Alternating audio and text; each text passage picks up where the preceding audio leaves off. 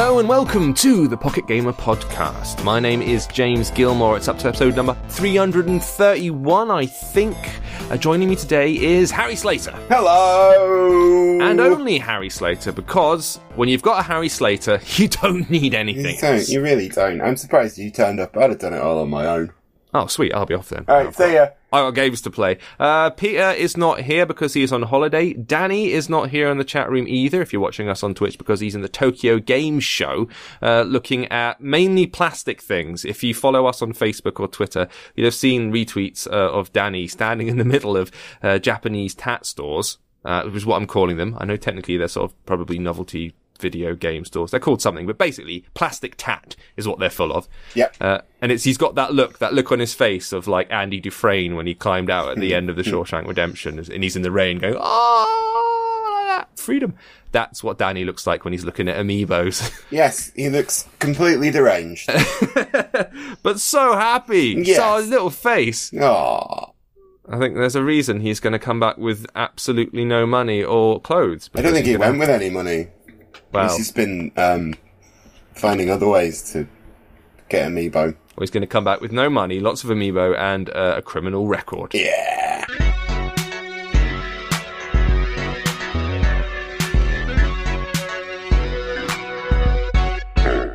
So not much in the way of updates this week. This is instead something of a public service announcement. So EA has started to pull games off of the App Store. Have you noticed this, Harry? I have noticed this. I read about it on pocketgamer.co.uk. Yeah, so this is a little bit alarming. Now, the first thing I saw was that they pulled a couple of games that were done by that Fire Monkeys crew. It was Mass Effect Infiltrator and the Dead Space game. Mm-hmm.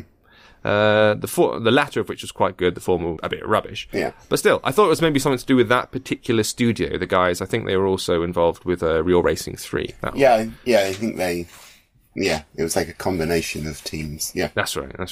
But since then, we've got more. Quite a lot more. So, I'll just read out some of them. Bejeweled 2's gone. Burnout Crash. Fly With Me, Lemonade Tycoon, Need for Speed Shift is gone, the Real Racing, the first one's gone, The Sims Medieval, Skate It, like, quite a lot of games, including Flight Control and Flight Control Rocket, which is kind of sad, because the first Flight Control is incredible. Yeah. Like, the first Flight Control, which you probably look back now and go, oh yeah, a little touchscreen game, you swipe your finger to direct the planes onto the runway and everything, but that was arguably one of the first games that really got what touchscreen gaming could be. Mm-hmm. Because so many games, we all know, try to convert PC or console games onto a touchscreen, and they put virtual controls and slather the screen in useless buttons, and it's really annoying. Whereas the guys who made the Flight Control just went, you know, actually, what touchscreens are really good at? Swiping. Drawing lines and swiping. Swipe touching. Yeah. So let's make a whole game about it, and it worked a treat and was brilliant. And now you can't get it anymore. Can't get it no more. Oh, the second one, which was with spaceships. Yeah, which was pretty good too. That worked as well. So obviously we were a little bit concerned, and we wanted to have a word with EA and ask why. So EA has said, we are focusing our efforts on developing new and exciting titles, as well as bringing new content and updates to existing popular games. That's it. So that's a lie. Like, the second half of that is demonstrably a lie. Because they might be updating popular games, not these ones. Not these ones, though, no. I don't know, does it cost money to have them there? Yeah, like storage money, you mean, like hosting, I suppose, because they've got to download the app from somewhere, from a server. Yeah. I don't know. I mean, is it that none of these games were doing any kind of business, so they just, like, bailed? Or are they about to kind of rejig the whole lineup? Are we going to see Bejeweled 3 and a new version of Need for Speed and a new version of Flight Control, and so they're erasing all of the old ones from the history box? We're not going to see a new version of Mass Effect Infiltrator or no. Dead Space. I mean, Mass Effect Infiltrator was tied in with Mass Effect 3, wasn't it? It was the global universal readiness thing that I think we wrote, Mark wrote an article, I did a video about this, for Pocket Gamer about how, a lot of games are just disappearing, and you're not going to be able to play them. Part of it's about the throwaway, that still sort of concept of throwaway gaming that mobile gaming sort of has around it, but at the same time, these are tiny little parts of gaming history that are being destroyed, essentially. Gradually lost. Yeah. We were chatting about it on the podcast as well a couple of episodes back. But yeah, this is, as you say, little chapters of mobile gaming history that just keep being deleted or erased and potentially forgotten. Unless you happen to have an iPhone or an iPad with this game on it. At this point, you'll no longer be able to download it anymore. If you're a newcomer, you can't play Flight Control for the first time. And that's sort of sad. It's something that we said we're going to have to get used to. When we were talking about it before, we used the example of what happened to PT, the Silent Hill teaser, which apparently, and I can still work mine because I booted it up without allowing it to be on, without connected, because I'm terrified the servers go, hey, you've got one of them, and switch it off and not allow it to work anymore. But people have been reporting that they've shut it down remotely and that the license has expired. And even if you've got it on your hard drive, you can't play it anymore.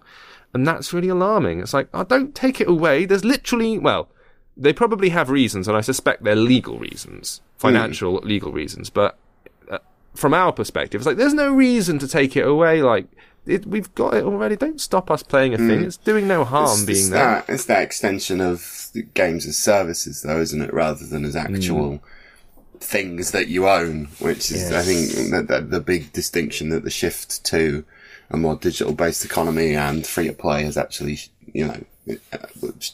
created, is that you don't really own the game. You're essentially renting it. Even games, even Call of Duty. If Activision decided, I can't be bothered with that anymore, and shut it down, there's nothing you can do about it. That's the end. And we've heard the horror stories with Amazon and people trying to pass on their Kindles and their book collections to like their sons or their daughters or something, and Amazon going, no, all these books that you own there, you rented them, they're licensed, and they're licensed to you, not your son, so we're taking them back. Yeah. And didn't Danny have problems with an iPad that was someone who died? And then he needed to get the birth certificate to Apple the death certificate to Apple to actually prove that they were dead. I've got that iPad in my kitchen. I've got a dead man's iPad in my kitchen, Harry. Oh, God. And I can't get into it. I'm sure it's got amazing secrets locked inside and possibly the map to buried treasure. That's what I would leave on my locked iPad if I had to go. So when you hear of my passing, remember... Go for the iPad. Cupboard under the stairs. That's where you want to start looking. I'm writing this down.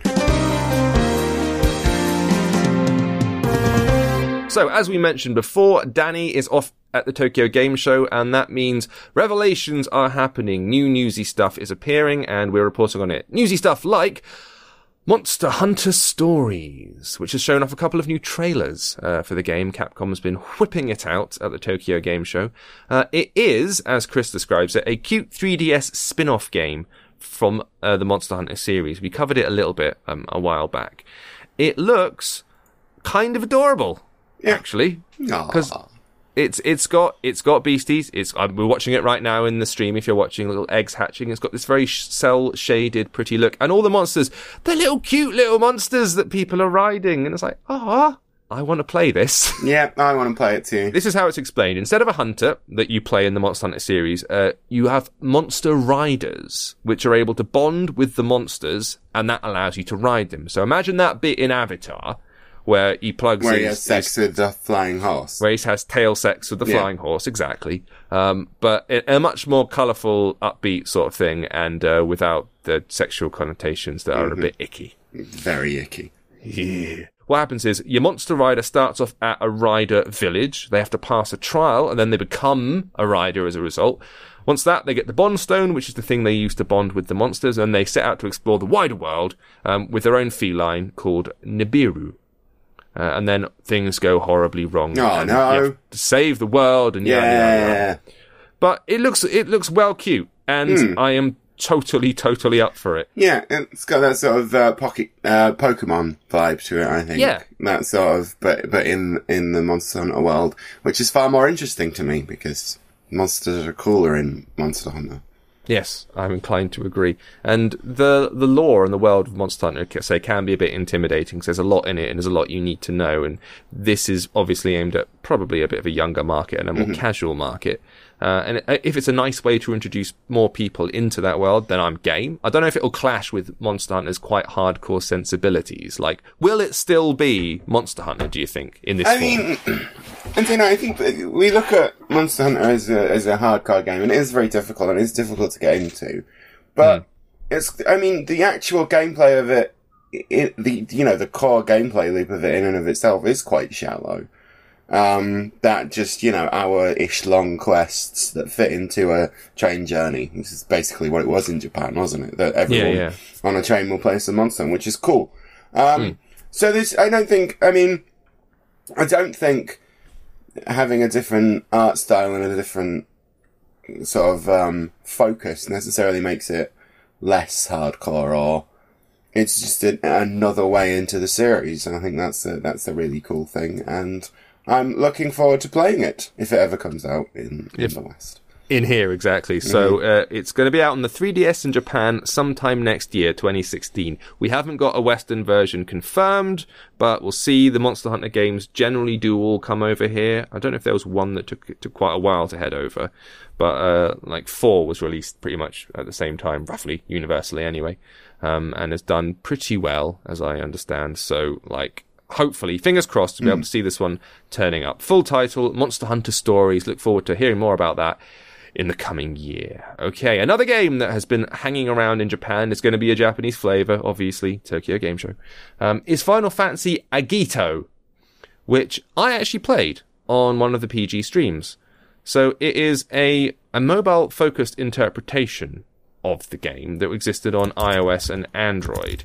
I played it on iOS. You are kind of like a school student, and you spawn in the school, and you have to run around, going to classes, and classes largely consist of training to fight monsters in a standard Final Fantasy way. It's third person running about kind of thing, so it's not the top-down thing of like a Final Fantasy VII or a Final Fantasy VIII, and it's more akin to the newer versions of the series. And the fighting seemed quite stripped back, actually, when I played it, but it totally worked, and I was like, yeah, I'm happy to see this, because we've had a lot of versions of the old Final Fantasy games ported onto iOS and Android, and we haven't had many that have actually been made for it. They made Final Fantasy Dimensions, which was a chapter-based one, but that, again, was just pretty much emulating the old style, the Final Fantasy 4, 5, 6 style. And this was proper new. And so we were like, hey, this could be fun, but it's going to be killed. It's not going to be released after all that. It's been in Japan for a little while. I guess it hasn't done great, because they are killing it and they are not bringing it to the West. Oh, well. Did you ever get to play it? Or no. Not that fast? No, not that fast. I don't. I'm sure Final Fantasy games are nice nowadays, but I just don't have the time. I quite like Chaos Rings. The third one especially was good. Although that kept crashing and you had to give apart up, from kept crashing, and then, If it didn't do that, though, I think it might have been quite good. Yeah. So the announcement came a while back, but what Square Enix have recently revealed, this week in fact, is that it's going to be, air quotes, reborn. Now, apparently what that means is they're doing a lot of tweaks and changes to it. It's under development to provide a better experience for the game. It's also going to replace the cancelled PS Vita version, we reckon. That's not been 100% confirmed, but that's what we think will happen. They said ages ago the game would definitely be heading to the West, and then obviously it didn't happen and it's collapsed in on itself. So we're hoping that the same thing still applies. This reborn version will land over here on our iOS devices and hopefully the PS Vita stuff too. It's technically a follow-up to Final Fantasy Type 0, which was that free-to-play RPG, which keeps getting posted into my bargain site that I look at. They're always trying to give us copies of Type 0 that was released on one of the consoles, PS4 and that. Fingers crossed it will appear. I quite liked the little time. I spent about an hour and a half playing it, and I'd like to see it. I'd like to see it and understand what the hell is going on, because it was all in Japanese. I suppose if they're pulling it to make a better version, then that's all right. That's promising. That's all right, man. I'll take that, and I hope they are genuinely doing that, and they're not just going, oh, we screwed up. Hey, when we're putting a new version up on it. Hey, look, what's that over there? Run away. Okay, sticking with the Final Fantasy theme and the Tokyo Game Show stuff, more news, last one I promise. Square Enix has announced a 3D remake of Final Fantasy Adventure. Now, have you heard of Final Fantasy Adventure, Harry? No. Ah, right. Well, you might have actually. Oh, okay. Yes. Correct answer. So no, it's got a bit of a weird backstory to it. So as Chris explains, right, Final Fantasy Adventure, as it was called, was released on Game Boy in 1991. Okay. In Europe, we got it as Mystic Quest. Oh, still not heard of it. Okay, well, stay with me. Okay. So, it's actually a Final Fantasy spin-off game, and it is better known, or you might know it better, as the first game in the Mana series. Oh, okay. Yep. No, nothing. So, yes, you do. So, the game that came after it in 1993 was called The Secret of Mana. Yeah, I know that. I think I reviewed There we it. Did I review it? Probably. Not then, obviously. I was like... No, not on the SNES. 10. I probably could have reviewed it on the SNES. I'm pretty cool. You're a pretty literate 10-year-old. You would have busted out the Harry Slater 7 out of 10. Actually, no, in my defense, I did start a video games magazine at my primary school. So Did you? Yeah, it was terrible. Oh, no. Hang on. We all had Master Systems, so we started this terrible handwritten Master System magazine. It was basically just tips and cheats stolen from other magazines. And what was it called? Can you remember? I think it was just called Master Gamers. Master Gamers. Master Gamers, yeah. That's bold. Yeah. And when you say handwritten, are we literally talking you were writing it in workbooks and then sellotaping it together, or did you have a photocopy printer thing going on? No, just wrote it out on folded sheets of A4. Oh, wicked. Like an A5, yeah. And we couldn't do screenshots either, so we just drew the screenshots. Well, you sit there with a biro copying out images of like Sonic and that. Yeah, pretty much. Oh, I don't suppose you kept any copies, did you? I don't think so, no. Oh, that would have been wicked. No, my parents just moved house and they didn't give me any, so I'm going to guess. No, they're all gone. Are you covering up for the fact that they burnt them in shame? For... No, it was, yeah, probably.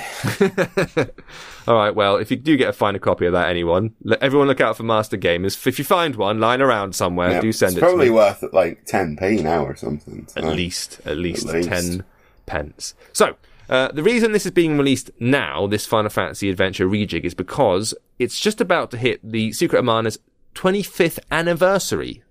Next year it's going to happen, so that's why they're doing it. It's going to keep the same story as the 1991 original. Obviously, the visuals are going to be tweaked and overhauled and everything. And the guy behind it, Kenji Ito, the composer, is going to be doing a remastered soundtrack. So that's something to look forward to if you're into all of that Final Fantasy Extended Universe jazz. Right, let's go to the West now. Move away from Tokyo, cool as though it is. Five Nights at Freddy's. So we're up to the fourth one now. All in the space of about a year. Scott Cawthon's churned 4 out, and there have been criticisms of the games that perhaps they're a bit samey, and perhaps maybe he's making loads and cashing in on it when there's perhaps not a lot of new content to offer. Now, some might suggest that, James. Some might suggest it. Some might. I don't 100% agree with it. I think fair play to him, but they've announced the next game, and in fairness to Cawthon, it sounds like they are going a drastically different route. So the next game is going to be an RPG.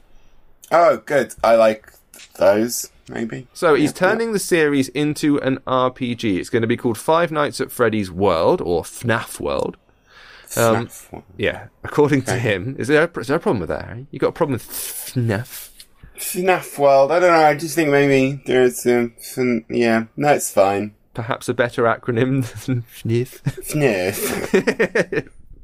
Yeah, so what he says you'll be able to do is create a party using a selection of characters from the FNIF games, including the classic withered toy, phantom, and nightmare versions. Good. He reckons he's going to have a demo of the RPG ready for Halloween. So he's not letting up in terms of the speed of production then. Well, no, I mean, they're not exactly renowned for their polish, are they? But I would have imagined that an RPG would take a bit more time than the other games. Do you think? It depends what kind of RPG it is. Might be a real little one. He might have been working on it for years. It might be, I don't know.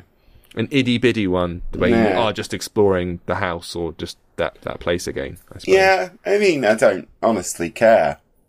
Like, you're not that fussed by the series, are you? Not really, no. It was, I don't know, like, I understand the why people like it. It's one of those, YouTube games, isn't it? That sort of captured a particular point in the video game criticism zeitgeist where people just scream at the camera. Yeah, that's pretty much it. And fair play to the guy. He's made quite a lot of money off it. He obviously, I don't know if maybe he's spreading it a little too thin now. What you mean with the upcoming movie and probable theme park, I imagine, that'll follow. It'd be kind of ironic if it did end up in a Five Nights at Freddy's themed restaurant where the animatronics did go mad. It would be beautiful. Almost like, a Scream style twist to it all, but in the real world. I'd be up for that. I would be up for that as well. That would be great. I don't think it's going to happen, especially not with the time. It would be a restaurant knocked up in about 2 months. Yeah, it'd just be from the ground up. It'd be a pizza restaurant, but they just have bread, like just triangular sliced bread. That would be all you get. It's going to be coming, this new game, FNAF World, to PC, iOS, and Android. There's no specific release date yet, but as he says, hopefully a demo of the game prior to Halloween. So look forward to that. Now, before we go into new releases, let's talk a little bit about iOS 9. Okay. So I haven't actually downloaded it yet. I haven't either, because who the hell downloads iOS updates the day they come out? Well, this is going to be, I've been burned in the past, so I haven't. I think Mark's been using it before because he's got access to the dev builds of it. And whatnot, yeah. And because he's been using it for a while, he has knocked up a handy list of compatible apps and hints and tips on how to use all the new features. Features like the slide over feature. So, you know that sort of snapping thing that you do in Windows 7? Yeah, I'm aware of it. We can have two things on the screen at the same time. Yeah. They've never really been able to do that with the apps in iOS because of its app-based ecosystem. But now, you totally can. So, there are only a certain number of apps that are compatible with it, but if you are, for example, in the middle of browsing through something on Safari or whatever, and you think, you know what, I'd like to take a note about some of this browsing information. I'd like to write down my opinions for comment later. Exactly. Let the record state. Well, what you could do is swipe from the side of the screen, and a little kind of thin column will appear with a list of apps of the apps you can use as a kind of split screen. Not picture-in-picture, but a split screen setup. So you would tap the Notes app, and boom, your notes would open as a thin column on the right-hand side. The app you are currently using, the one you were previously using prior to opening it, would be greyed out. So if you were looking at an internet browser, it would go boom and go grey. The notes would be highlighted on the right-hand side of the screen. It takes up round about a third of the screen, roughly. And then you could go into your notes, you can still see the information on the site, type a new note in or something like that. Then when you're done with it, you click back on the left-hand side of the screen, the greyed out area, and notes will go whoop, disappear, and you'll be back to Safari again. Yeah, it's basically what Samsung tablets have been doing for years.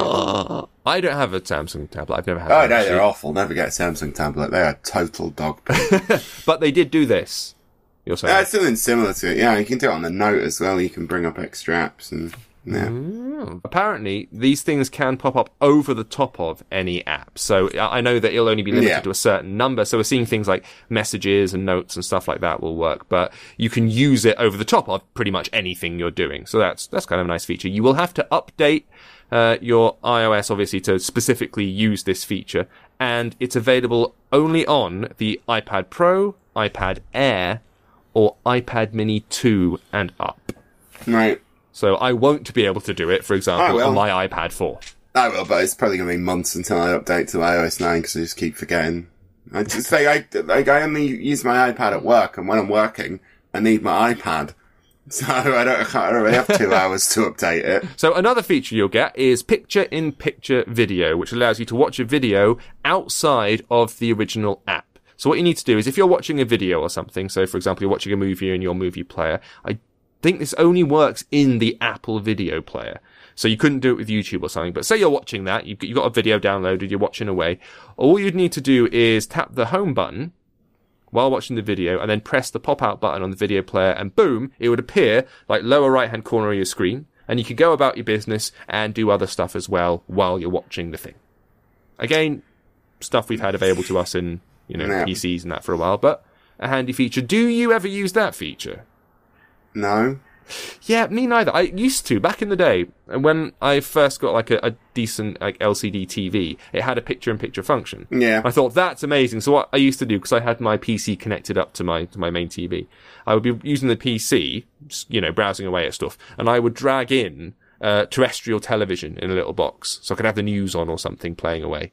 And that was when I first did it. We're talking like sort of 7 years ago. But now everything's all iPlayer and live streaming, so you can just have it open in the PC window anyway. Yeah. So it was never as useful. I'm sure some people use it, and that's good for them.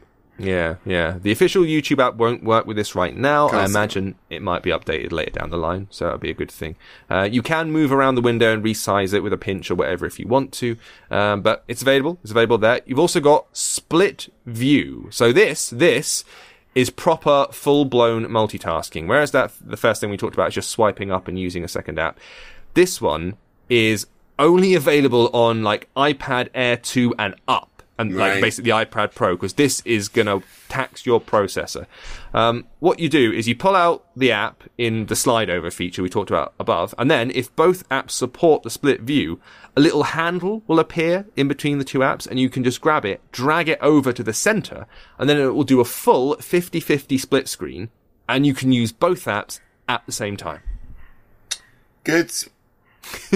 You're not going for any of this, are you? I just think, they're fine improvements to an OS that works quite well. So, I don't have an iPad Air 2, so, it's a nice idea, but again, it's obviously aimed more at the productivity end of the market. That's true. Is what, obviously the big push that Apple's going for with the Surface. I mean the iPad Pro. So yeah, it's fine. Good.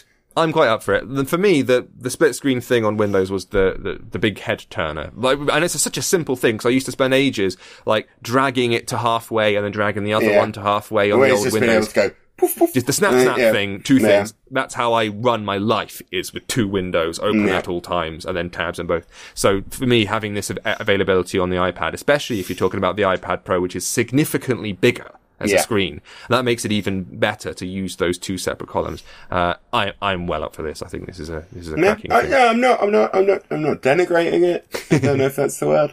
I'm not going to use it for games. No, but I'd like to see someone trying to play the two games at the same time. That would be good. With the one hand each. That would be. In the speed running kind of high end people doing arcade challenges on the internet, someone will start doing this, and it'll be like Angry Birds over one side, Temper on the other, and you'll be going like just like Flappy Bird on both. Oh my! Wait, how could you do that? No, you couldn't do that. But Flappy Bird in a game like Flappy Bird. Sure, why not? I'm sure you'll be able to find one of those on the App Store. We suggest you check out the list of apps that are compatible. We've got all the details over on Pocket Gamer. If you're about to update to the system, Mark's been using this for ages now, so he's got all the little secret hints and tips you need to get the best out of your new OS. So do go and check it out.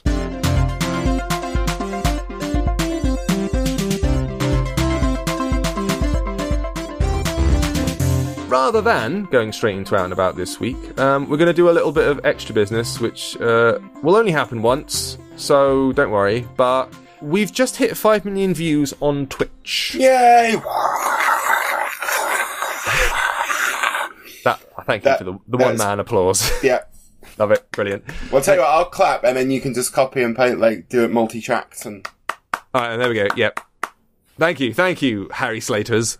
That's great. Yeah, so we started streaming on Twitch last year. It was only just over a year ago we started it, and we were doing like one thing. We did a test, and we did it like once a week for a bit.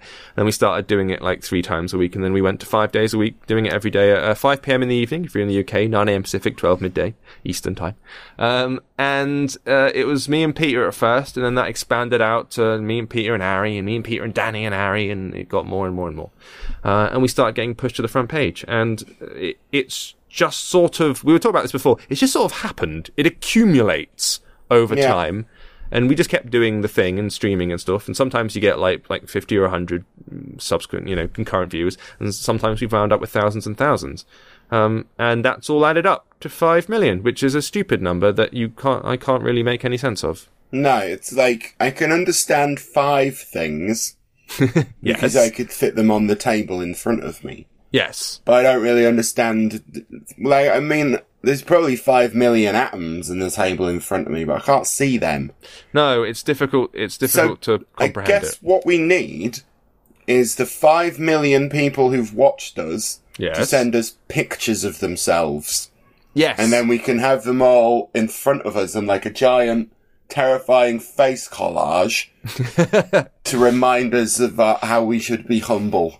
I genuinely would suggest you do that. If you are a viewer, all right, because we are live on Twitch right now. If you're listening on the podcast, we do always do it live on a Thursday. And you're a regular viewer, you guys have been watching for ages, or if you're a podcast listener and you've been contributing in some way, send us a little mental photo. Send it to, it's podcast at pocketgamer.co.uk. I believe that's the email address. I think so, yeah. Send us a picture. What we'll do is we'll turn it into a massive mental collage and we'll do a little video of it as well as a kind of thank you all for watching and thanks for getting us to 5 million. I find it strange that 5 million people have looked at this little crappy bookshelf I've got right here. And like I've seen various places in my life where I've hung up washing. Yes, yours is the 24-hour laundry show we've got. Yeah. But we're obviously incredibly grateful to everyone who's watching and everyone who's listening who might also have watched at some point. So thank you, and cheers. That's lovely. Anyway, out right now. So let's go into full-blown MMO mode. Order Chaos 2 Redemption. Yeah, that's out. It's proper out right now. iPhone, iPad. Don't know if it's on Android. It's Android in some places. I don't know if it's out in the UK yet, or if maybe it just wouldn't show me it was out because I don't have a powerful enough thing to run it on. So if you're not familiar, it's a sequel to Gameloft's actually quite popular MMO. So it's their version of a Warcraft or something like that. That's clearly what it was when it started. It was ever so slightly totally ripped off Warcraft. Very, very much so. So I played it yesterday live on the stream. It had only been alive for a couple of hours, and it was surprisingly stable. I thought it was going to be all over the shop. It's quite stable. I'm reviewing it in a slightly different way. So we're doing like a review diary, because obviously it's a massive game. We have to get deep into it, into its core, into its soul, and suck out all the bits of it that tell us what it is.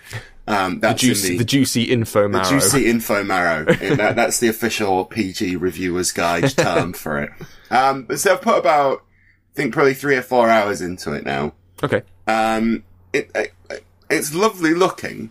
But some of the draw distances are just terrible.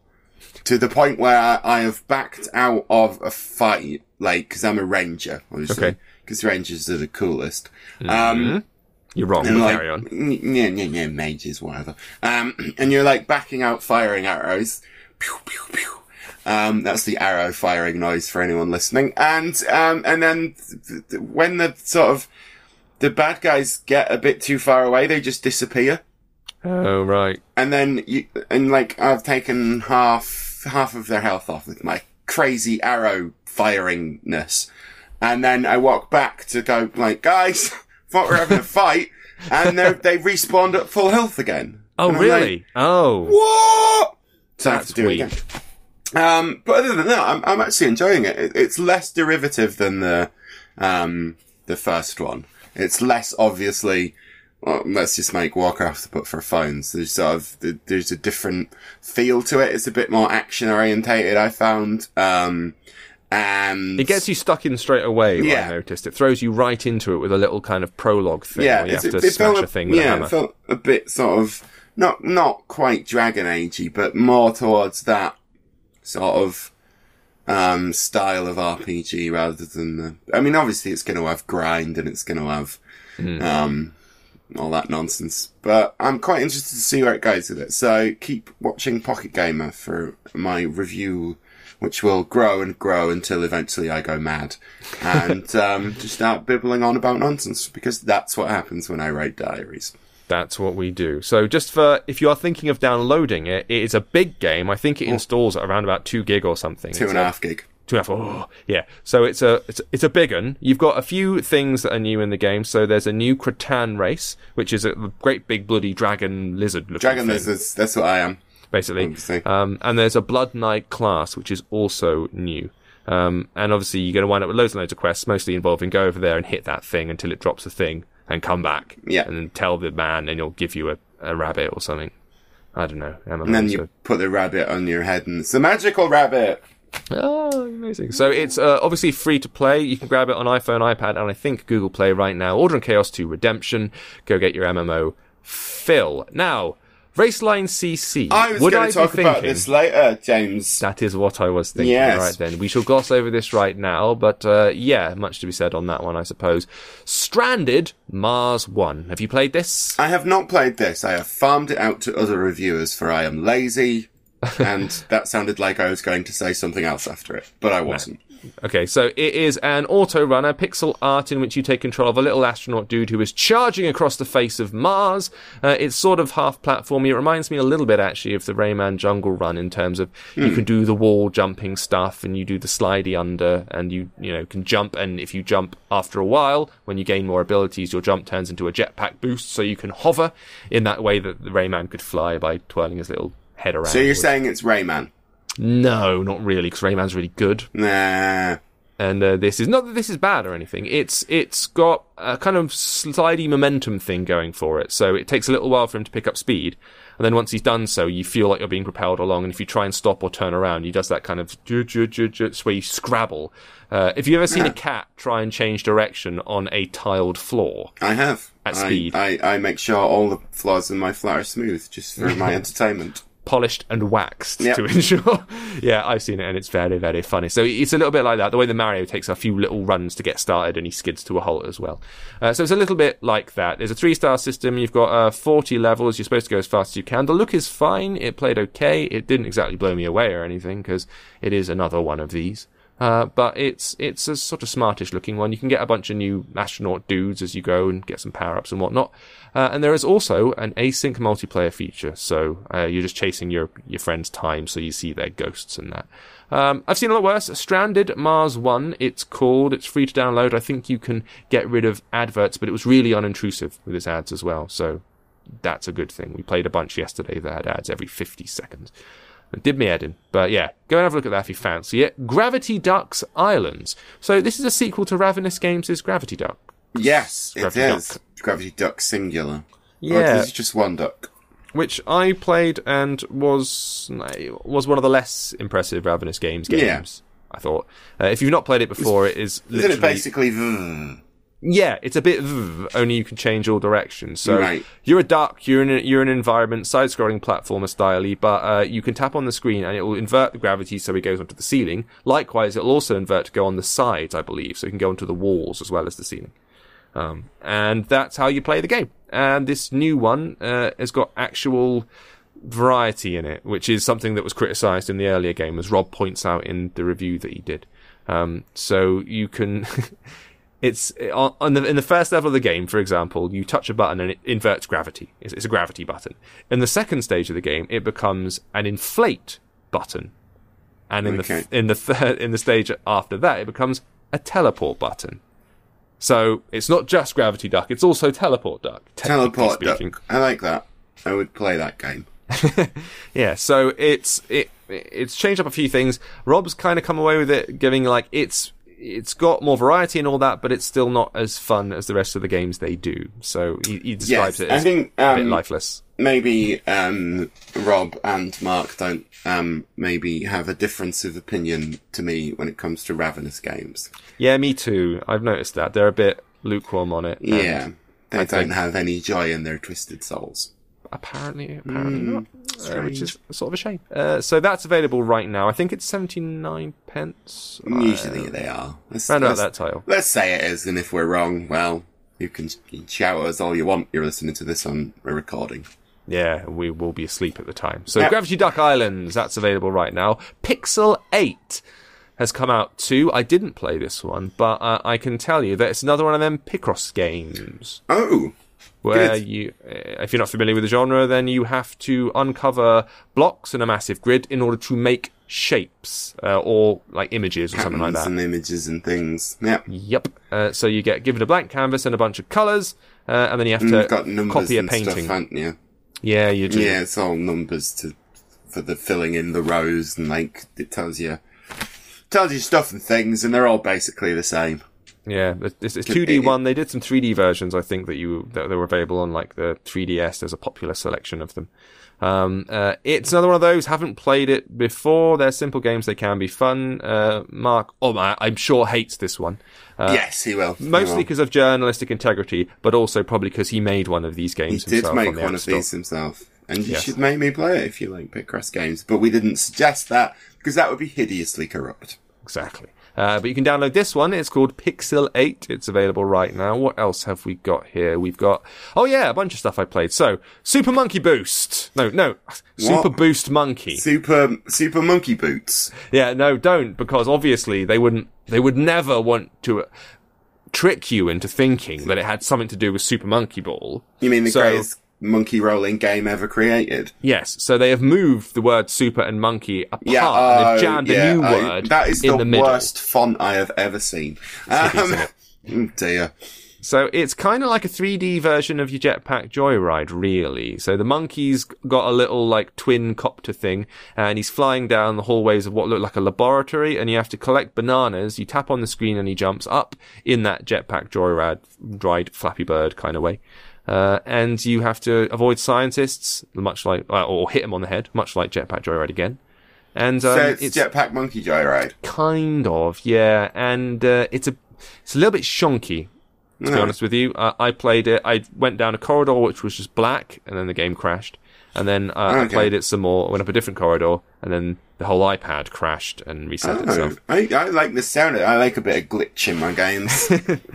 But in the meantime, it wasn't like offensively bad or anything, but like the level design was sort of a bit weird because it's just these huge corridors and you have to jump over these banks of computer monitors, which seem to be like, they're contained rooms. Like, there's no way out for the scientists that are in there. Like, the level design makes no sense. Yeah. They've just put a wall up, and then another wall, and they've painted a computer bank on it. And look, I'm not asking for realism out of a game called Super Boost Monkey, who's got a flying monkey in it. But at the same time, consider your game world. If you want the best piece of entertainment involving a flying monkey, then you should watch the Matthew Broderick film Project X, in which a group of monkeys literally fly a plane to freedom. And I just spoiled the ending for you. Sorry.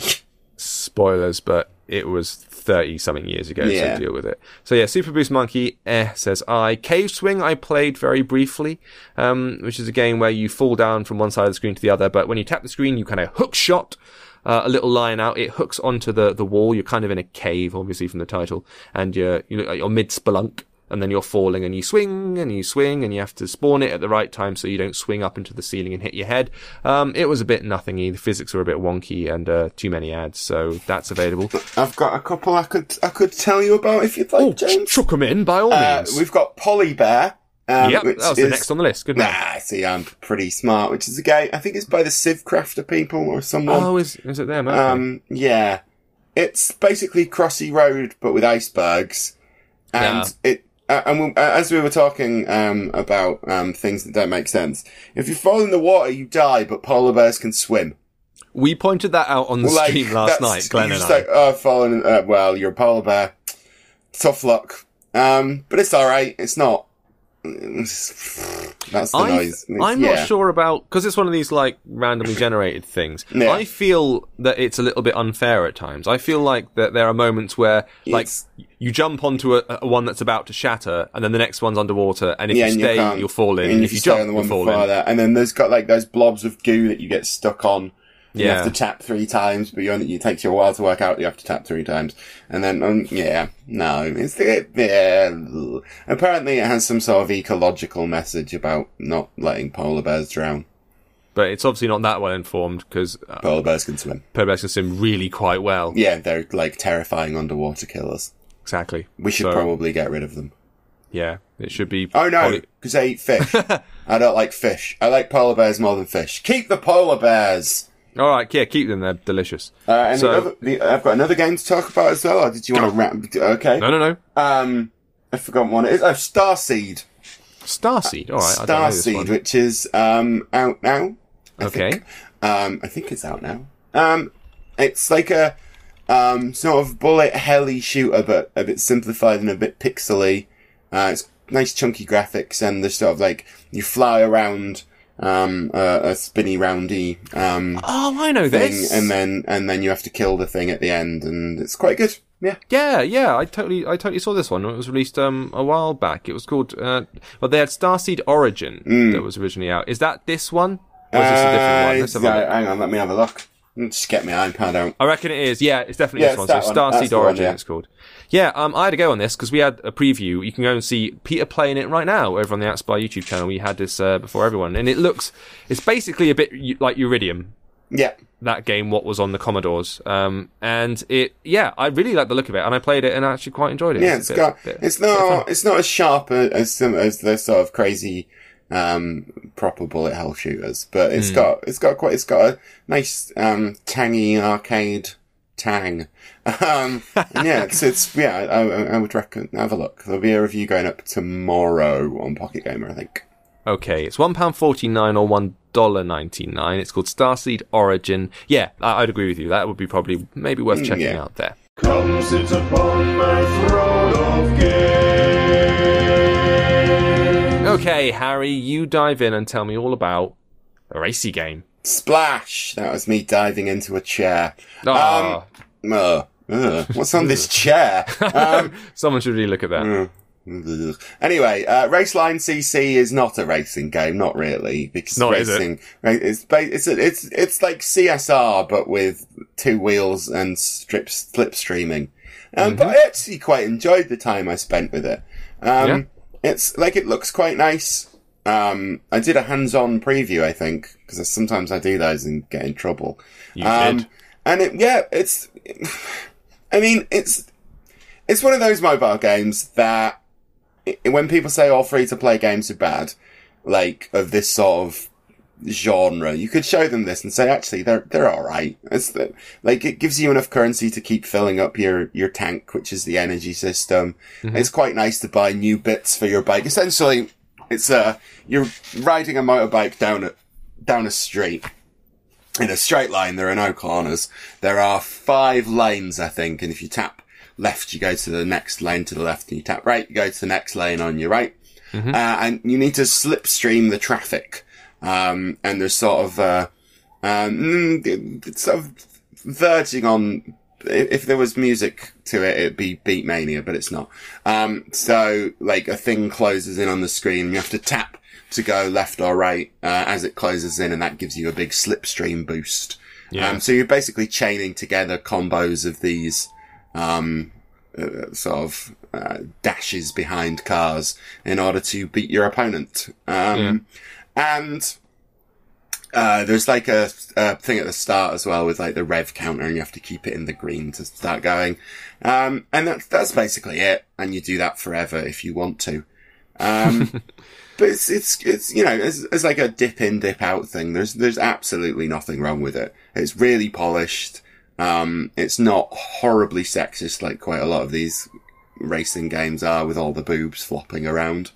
It is still, your pit team is populated entirely by women in tight things. Yeah, there's slightly less cleavage. There's not much cleavage, and one of them's a big angry man. So there's something for everyone, as long as you like thin women and big angry men. And quite frankly, who needs more than that? Now, I was quite surprised at just how CSR racing this is, because if you think about it, it is exactly CSR racing. Oh yeah, it's just the gear changes are slightly different. The gear changes have been replaced by switching lanes at the right moment, but it's exactly the same thing. That bit you talk about where the little trackers come in from the left and right of the screen when you're about to slipstream, and if you hit it on the sweet spot, you change lanes and boom, you get your boost, which is the identical thing of tracking the little revometer to hit the right point for a gear change in CSR. But it's motorbikes, James, which are very different from cars. Yes, by almost half the wheels. Yeah, exactly. So, I mean, it is just CSR. It's like it's an iteration of CSR. I think it would be better if it had, like, official motorbikes. Because I don't think any of these motorbikes are real, which is a bit disappointing. No. Because I wanted to, have a CB50 just bezzing down the road, making annoying noises at 2 a.m. But apparently that does make for an interesting video game. And it's iOS 9 compatible as well, which is a thing, apparently. Well, yeah, it's handy. It works on the iPad 4, albeit in a slightly jerky kind of way. Yeah, it works on my fine without iOS 9, so don't worry about that. Now, funny enough, I felt the same way about it, where I fired it up and I was like, oh, it's going to be a racer. And then went, oh, it's not a racer at all, is it? That's rubbish. And I was a little bit disappointed. And then played it and you go, oh, it's actually CSR racing. And then, actually, it feels like you have a little bit more agency. It's kind of an artificial trick, because with CSR, you don't control the driving, you're just in a straight line. It's a drag race. Yeah. This is essentially a drag race as well. You're just dodging traffic to get out of the way. But you are in a first-person perspective, and you are, instead of doing the gear shifts, you're controlling when to dodge. So it does feel like you are contributing to the race a bit. Yeah. It makes it feel a little bit more like a sort of an endless runner. Yeah, Just that lane switching thing just gives it a bit more cool, almost. Sort of as you dodge around that car, you've literally done nothing. You've just managed to tap the screen at the right time. But it does make you feel kind of like a badass. Yeah. No, I know what you mean. I was all ready to get quite down on it and go, oh, screw this. But it's not awful actually. And you're right in the sense that people say a lot of stuff about these games and how awful they are, and it's not terrible. No, it's a 7. It's a 7 out of 10. And that's what it got, because I reviewed and gave it 7. Right on. Okay, well, check out the review. It's available on the Pocket Gamer website right now, and check out the hands-on that you did over on AppSpy as well. I haven't really been playing a great deal. I've got to be honest with you. James Gilmore. Well, no, I did. I played a bunch yesterday, and then I realised I kind of actually talked about all of them. Yeah. Yeah, I should have thought that one through a little bit closer. However, I can say, and even though I've said it before, I am still playing Geo Wars 3. This is the Geo Wars 3 podcast, the section. Yep. Yes, pretty much. And I also I got to the point where I'm on YouTube looking at people doing the high score challenges. It's got to that level of interest. That's yeah.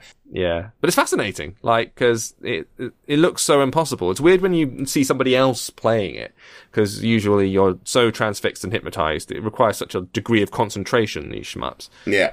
That you're kind of focused insanely on what's going on. But to be able to sit back in a relaxed way and watch it, you go, you start to see tactics appearing. But also, towards the end of some of the runs, and they are going on for 15 minutes to try and get high scores, and it gets so difficult, the waves get so dense towards the end of these long runs, that I actually find myself getting really stressed just watching it. And you're like, oh, it's got into me, Harry. It's dug in under my skin. That's good. I mean, the Geometry Wars 2 did that to me. It was me and my friend Darren, and on his wedding day, we spent the morning just playing Geometry Wars 2, and we were nearly late, and also it was on my account, and he got his best ever score on it, and he was mortified for a year afterwards because he couldn't beat it, so it was my name was top of the leaderboard, even though he'd done it. That's beautiful. He couldn't sign in as himself. Mm-hmm. Ah, delicious. I assume that you claim that victory as your own and rub it in his face every time. Yeah. Splendid. That's what friends do to each other, right? Awesome. Yes, well, I've said it before, I'll say it again. Go and have a look at Geo Wars. It's going to be cracking. I promise I'll play something more in depth for next week. We don't believe you. Honest. Okay. Thank you all for watching on the Twitch stream, and thank you for listening on the podcast if you are plugged into iTunes and have got it in your ears. We're going to be back next week, probably accompanied maybe by Danny or someone like that. Peter's going to be away still, but he will return the week after that for a very special episode of the podcast. But in the meantime, thank you for listening and watching, and go have good weeks and enjoy your games. See you later, guys. Bye, everyone. Bye-bye.